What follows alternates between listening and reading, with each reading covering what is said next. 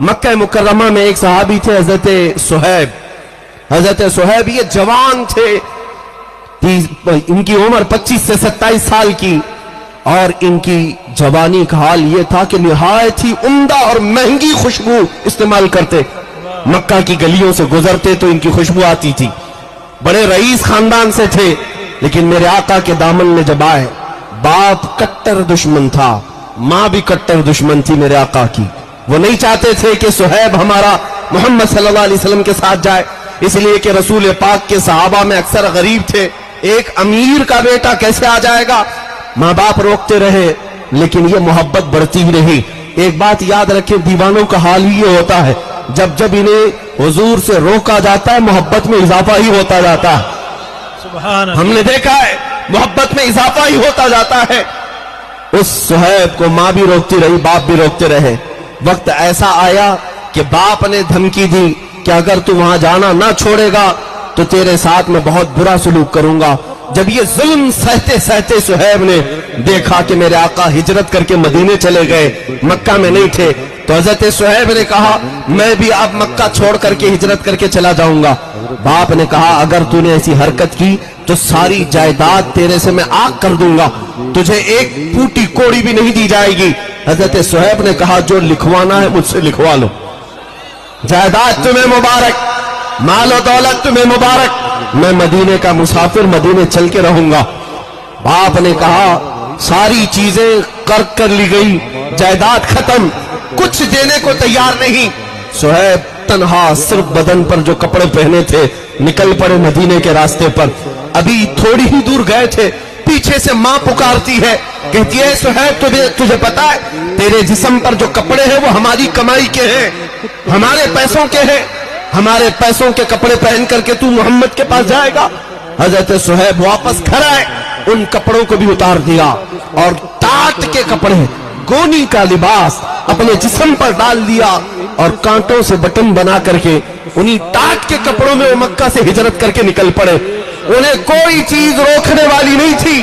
صہیب جب اپنے گھر سے ہجرت کر کے نکلے، اتنے پر بھی بس نہیں ہوا، ان کے ظالم باپ نے پیسے دے کر کے مکہ کے بڑے بڑے گنڈوں کو بلایا اور کہا کہ میرا بیٹا مدینے کے راستے پر ہے، جہاں ملے گا خوب مارو، اتنا مارو کہ زخمی ہو کر واپس وہ ہمارے گھر آ جائے.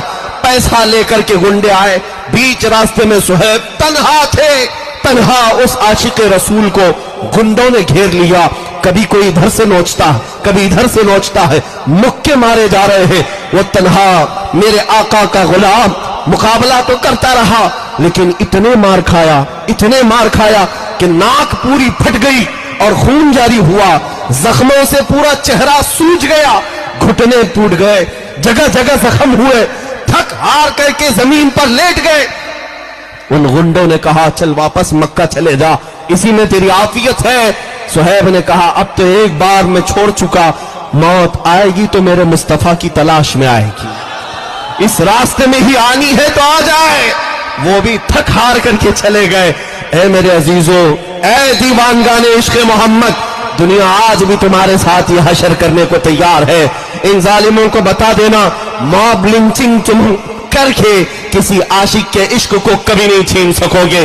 جتنے تم مارو گے انشاءاللہ اتنی ہی ہمارے عشق رسول میں اضافہ ہوگا. صہیب کو مار کر کے، توڑ کر کے، زخمی کر کے دیکھ لیا، واپس وہ مایوس ہو کر چلے آئے.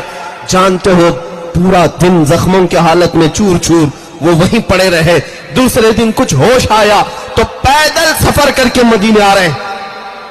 9 دن کا سفر 425 کلومیٹر کا سفر ہے مکہ سے مدینہ. یہ پیدل چلے آ رہے تھے میرے آقا کے اشتیاق میں، میرے آقا کی محبت میں. ادھر مدینہ طیبہ میں صحابہ کہتے مغرب کی اذان کا وقت تھا.